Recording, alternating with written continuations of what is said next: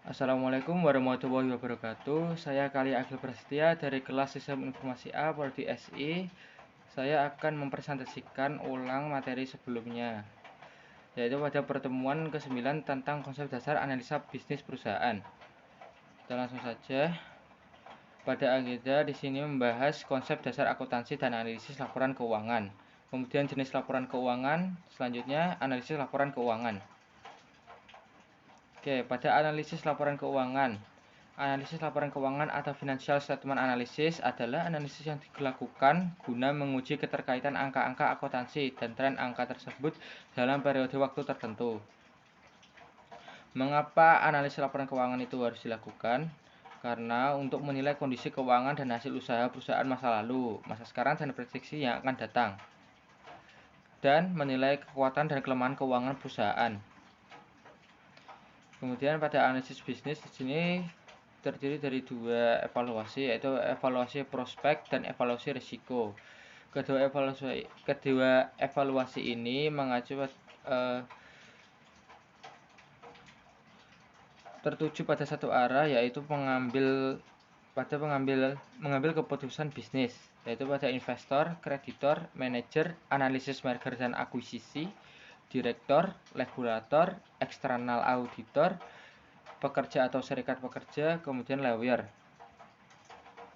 Di sini terdapat framework analisis laporan keuangan, yaitu yang terdiri komponen dalam proses analisis bisnis. Dan di sini terdapat business environment and strategy analysis. Business environment and analysis strategi analisis ini terbagi menjadi dua, yaitu industri analisis dan strategi analisis. Industri analisis tertuju pada accounting analisis, yang kemudian tertuju ke financial analysis, analysis of cash flow, profitability analysis, dan risk analysis. Risk analysis di sini menghasilkan cost of capital estimate. Sementara strategi analisis tertuju pada perspektif analisis. Dan juga financial analysis ini tertuju pada perspektif analisis yang menghasilkan intrinsic value. Selanjutnya, di sini framework analisis laporan keuangan, yaitu menilai lingkungan bisnis, membaca dan mempelajari laporan keuangan dan catatan atas laporan keuangan, menilai kualitas laba, analisis laporan keuangan, memprediksi laba atau cash flow masa mendatang. Lalu selanjutnya menilai lingkungan bisnis. Yang dilakukan adalah apa jenis kegiatan perusahaan, strategi apa yang digunakan perusahaan untuk menghasilkan laba, kemudian perusahaan tersebut berada dalam bidang apa, siapa pemain utama usaha tersebut, siapakah pesaing utama perusahaan, bagaimana hubungan antar perusahaan dengan konsumen dan supplier, yang terakhir bagaimana pengaruh perubahan ekonomi terhadap penjualan dan laba perusahaan. Dan selanjutnya adalah analisis industri. Analisis potensi laba berdasarkan kondisi industri. Setiap industri memiliki profitabilitas yang berbeda tergantung dari keunggulan yang dimilikinya. Kompetisi industri dengan industri lainnya akan mempengaruhi profitabilitas industri. Lalu kompetisi dalam industri akan mempengaruhi profitabilitas masing-masing perusahaan dalam industri. Lalu struktur pasar dalam suatu industri menentukan apakah perusahaan dalam industri tersebut dapat memperoleh laba yang abnormal. Dan terakhir, kondisi perekonomian mempengaruhi profitabilitas industri dan perusahaan. Lalu aktivitas bisnis. Di sini aktivitas bisnis tertuju ke aktivitas perencanaan tujuan yang terdiri dari pricing, strategi, promosi, proyeksi, tantangan, opportunities, kinerja manajemen, distribusi, permintaan pasar, dan kompetisi. Lalu faktor yang menentukan profitabilitas. Di sini terdapat 5. Yang pertama adalah rivalry among excited firm, yang terdiri dari industry growth, concentration, differentiation, switching cost, fixed variable cost, exit capacity, dan exit barrier. Lalu yang kedua adalah trade of entrance, yang terdiri dari scale of economies, distribution access, relationship, legal barrier, Yang ketiga adalah trade of substitutes product, yang terdiri dari relative price and performance dan buyers willingness to switch. Lalu yang keempat adalah bargaining power of buyer, yang terdiri dari switching cost, differentiation, importance of product for cost and quality, number of buyer, dan volume per buyer.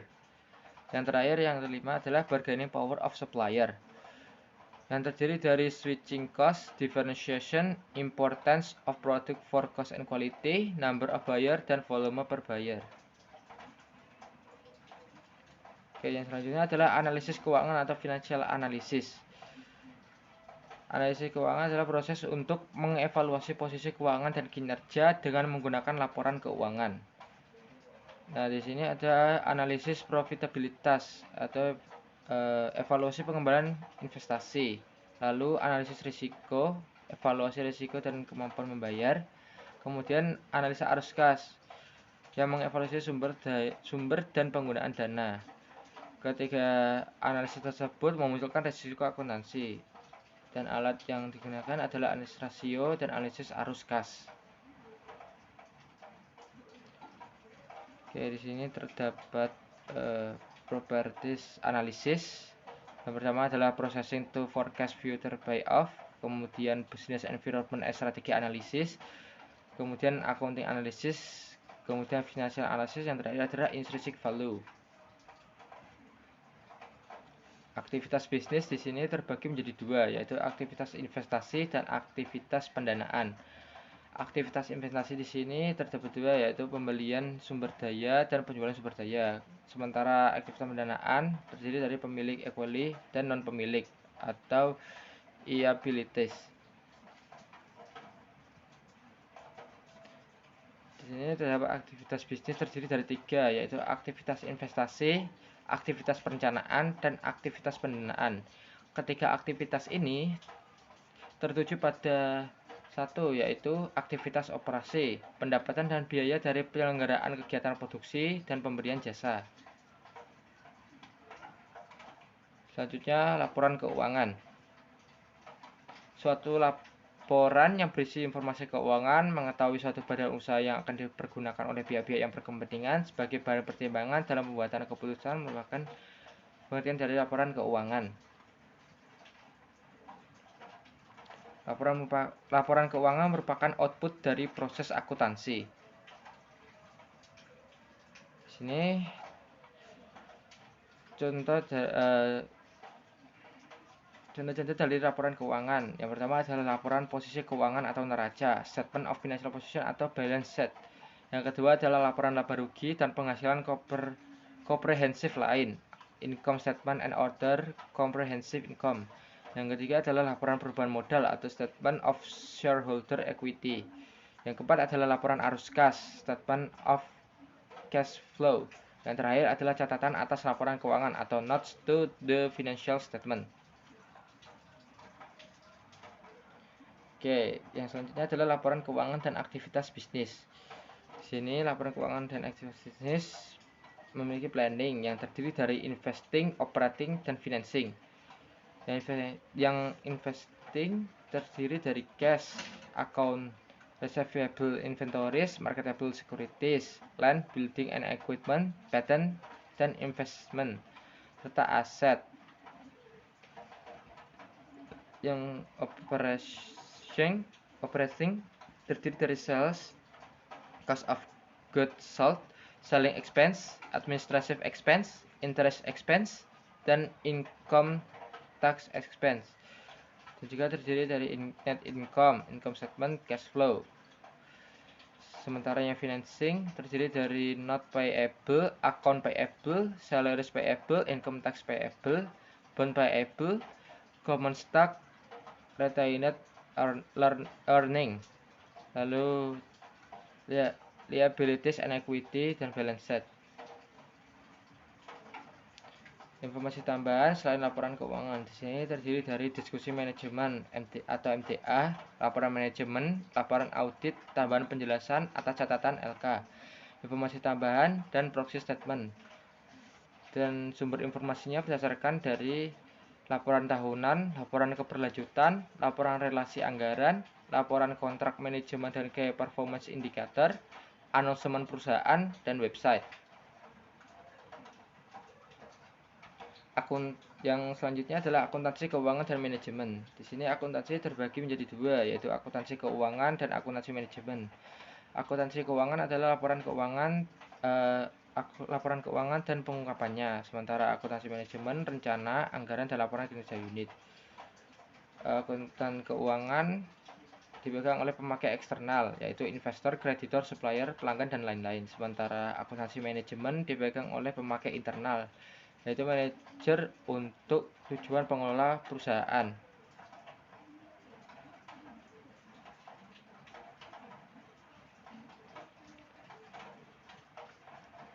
Selanjutnya adalah proses penyediaan informasi. Yang pertama adalah identifikasi stakeholder. Stakeholder itu terdiri dari internal dan eksternal. Internal terdiri dari pemilik, manajer, dan pegawai. Sementara eksternal pelanggan, kreditor, maupun pemerintah. Yang selanjutnya atau kedua, ketahui kebutuhan informasi stakeholder, lalu kemudian merancang sistem informasi akuntansi untuk memenuhi kebutuhan stakeholder. Sementara yang keempat, mencatat data ekonomik dari aktivitas bisnis, kemudian menghasilkan sistem informasi akuntansi yang siap atau menyiapkan. Yang kelima adalah menyiapkan laporan akuntansi untuk stakeholder.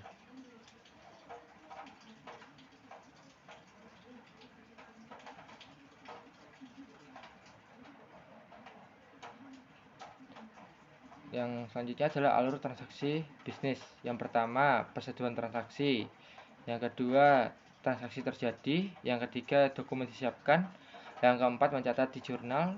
Kelima, memposting ke buku besar. Yang kemudian keenam adalah menyiapkan laporan keuangan.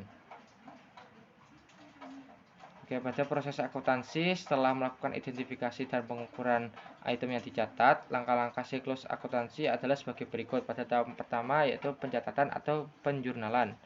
Sementara tahap kedua, memposting dari jurnal ke buku besar. Selanjutnya tahap ketiga, membuat neraca saldo sebelum penyesuaian. Tahap keempat, membuat jurnal penyesuaian untuk menyesuaikan akun akrual dan akun penangguhan. Yang tahap kelima adalah membuat neraca saldo yang disesuaikan. Lalu ke tahap keenam, membuat laporan keuangan. Tahap ketujuh, membuat jurnal penutup akun nominal. Tahap ke-8, membuat neraca saldo setelah penutupan. Lalu pada tahap 9, membuat jurnal pembalik atau opsional. Di sini sistem akuntansi terdiri dari akun yang kemudian dicatat ke dalam jurnal dan selanjutnya diposting ke buku besar. Sementara sistem akuntansi mencatat transaksi dan kejadian lain, kemudian mengklasifikasikan item, lalu meringkas dampaknya, dan selanjutnya melaporkan hasilnya ke dalam laporan keuangan. Sekian dari saya, mohon maaf jika ada salah pengucapan atau tutur kata yang kurang berkenaan, saya minta maaf. Wassalamualaikum warahmatullahi wabarakatuh.